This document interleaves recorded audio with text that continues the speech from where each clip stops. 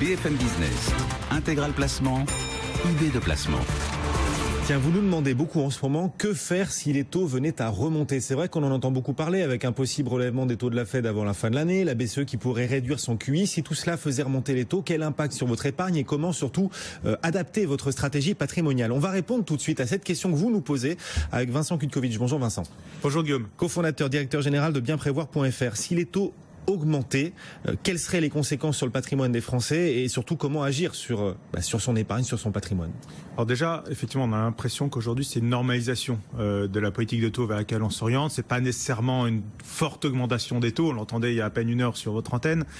Il va pas y avoir une augmentation forte des taux, mais une normalisation. Les taux courts vont rester probablement bas, voire négatifs. Ce sont les taux longs qui vont certainement augmenter. Alors que faire?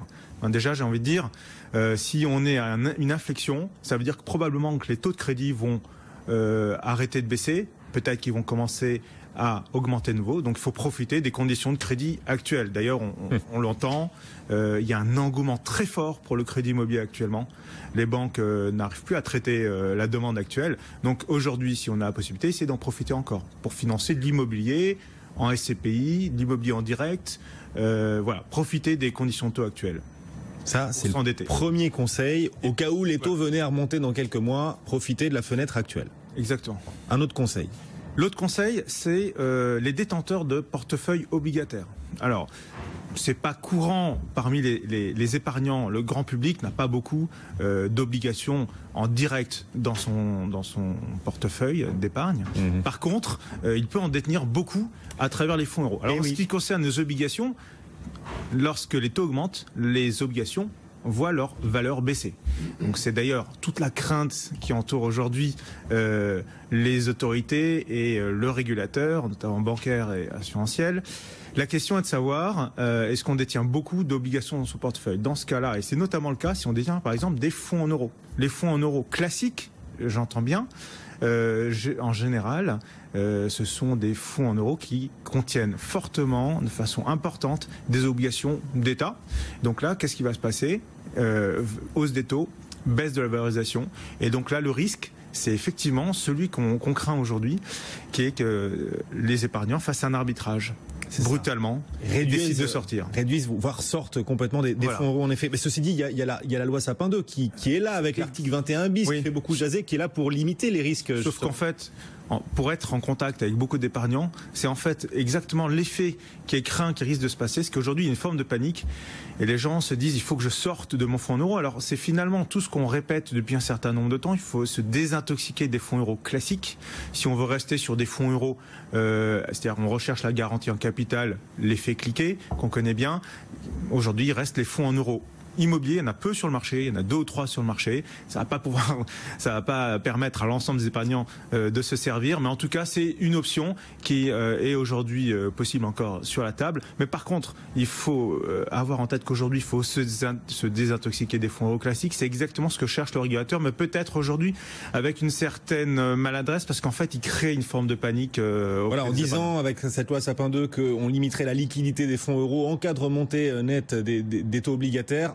Ça crée déjà par le buzz. Oui, ça crée une interrogation. On voit sur BFM même, on voit à travers ce que nous disent tous nos intervenants, en effet, ça crée des craintes et ça augmente la perception du risque sur les fonds euros. Donc, risque en effet de voir les particuliers s'échapper davantage encore. Mais c'est ce qu'il faut faire. De toute façon, il faut aller aujourd'hui pour obtenir du rendement dans son épargne. Il faut prendre plus de risques. C'est exactement la volonté, que ce soit celle des banques centrales qui veulent que les épargnants prennent plus de risques pour obtenir plus de rendement, mais c'est également le souhait des régulateurs d'une certaine manière. Si vous voulez conserver du rendement au moment de votre retraite, prenez plus de risques. Donc, votre conseil, si les taux venaient à monter, réduisez votre exposition aux fonds euros. Je dis même, réduisez-le tout de suite.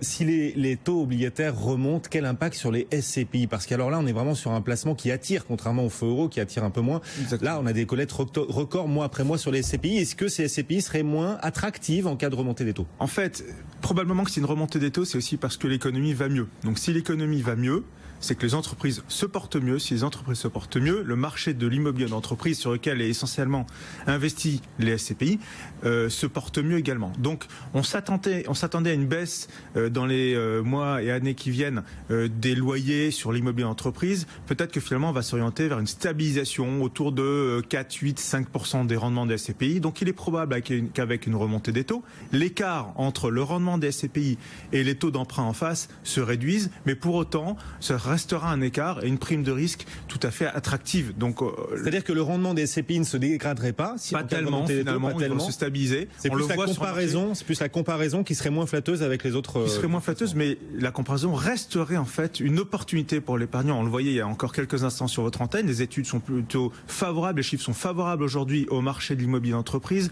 Les taux de vacances à Paris sont inférieurs à 4,5. On parlait même de 3,5. C'est historique. On peut craindre même qu'aujourd'hui, dans le contexte de taux actuel, il peut y avoir une petite bulle qui se crée. Finalement, une remontée des taux, ça permettrait de normaliser ce marché-là. Ça serait finalement bon pour l'épargnant en fin de compte. On continue d'explorer les conséquences éventuelles d'une éventuelle remontée des taux obligataires. On est encore vraiment au conditionnel, hein, et si cette hausse des taux venait à se produire, elle serait sans doute limitée, en tout cas dans un premier temps. Hein, la Fed a l'intention d'y aller vraiment mollo, pas à pas. Quelles seraient les conséquences cette fois, et on n'a pas parlé, sur le marché action? Alors, le marché action, généralement, on n'aime pas trop une hausse des taux parce que ce qui se passe, c'est qu'il y a un arbitrage des acteurs économiques qui vont aller plutôt orienter leur flux d'épargne de stock sur les obligations. Mais en même temps, c'est exactement ce que j'évoquais juste avant. Le fait que les taux remontent, c'est aussi probablement parce que l'inflation va atteindre 1,5%. Donc, c'est-à-dire que également les entreprises se portent mieux, l'économie se porte mieux. Et donc, in fine, le marché action devrait profiter d'une hausse des taux. En tout cas, ça devrait être conjoint, ça devrait se passer à peu près en même temps ou en décalage. Donc finalement, les marchés actions devraient en profiter à long terme. C'est un peu plus difficile à prévoir, c'est beaucoup plus difficile de répondre à cette question-là, la réponse qu'on peut apporter sur les fonds en euros, sur les CPI, sur les marchés actions, probablement que les entreprises européennes devraient voir leur valorisation augmenter. Avec un petit focus sur les bancaires. Oui, c'est ça, parce qu'il y a un secteur qui profite particulièrement là, des rumeurs de resserrement de la politique de la BCE, par exemple. Ce secteur, c'est le secteur bancaire là, qui remonte depuis quelques jours. Ça veut dire que si les taux remontent, les banques en profitent. Mais en fait, c'est ça qu'on recherche, parce qu'aujourd'hui, on est en train de se rendre compte que les taux bas étouffent le modèle économique des banques. Or, c'est un peu comme quand on dit que quand l'immobilier va, tout va. Ben là, si les banques ne vont pas bien, si on rogne leur marge, si on continue à remettre en question leur modèle économique, toute l'économie peut en souffrir. Donc aujourd'hui, s'il y a une pression aussi pour la remontée des taux, c'est aussi pour normaliser le modèle économique des banques pour qu'elles retrouvent de la marge. Donc si les banques vont mieux, elles vont retrouver de la marge grâce à une remontée des taux, elles vont renormaliser leur modèle économique. Et dans ce cas spécifique, là, on peut être à peu près certain que ça devrait être un élément qui devrait déclencher une revalorisation des actions bancaires. Et donc là, aujourd'hui, notre recommandation chez bienprévoir.fr, c'est de dire profitez-en, allez sur les produits structurés ou les produits qui contiennent des actions bancaires, voire des obligations bancaires aussi, parce que là, les obligations bancaires devraient aussi voir leur spread baisser et donc leur valorisation augmenter. Donc c'est le moment de retourner sur le marché des bancaires. Obligations ou actions. Donc on résume, en cas de remontée des taux, le marché action pour vous en tout cas en profiterait, les banques particulièrement, les SCPI n'en pâtiraient pas et resteraient attractives, même si la comparaison sera un tout petit peu moins flatteuse que ces dernières années. Normalisation. Voilà, les fonds euros en revanche, pour vous, il faut en sortir. Ok, malgré l'avantage fiscal qui demeure, etc. etc. Et puis voilà, se dépêcher d'acheter en immobilier. Attention, quand je dis sortir des fonds euros, ça ne veut pas dire sortir de l'assurance vie. Il y a beaucoup de choses à faire dans son contrat d'assurance vie à côté. Il y a les unités de compte et puis on peut garder de l'immobilier aussi dans les fonds euros. Ça c'est possible et ça dope le rendement. Vincent Kutkovic, cofondateur, directeur général de bienprévoir.fr. Merci Vincent d'être venu nous voir pour ces conseils pratiques, ces quelques prospectives sur BFM Business. Le CAC 40 toujours en hausse d'1,3%, sauf les 4500 points portés par de bonnes publications, 4508 points actuellement. Notre CAC 40, l'euro vaut $1,10,19.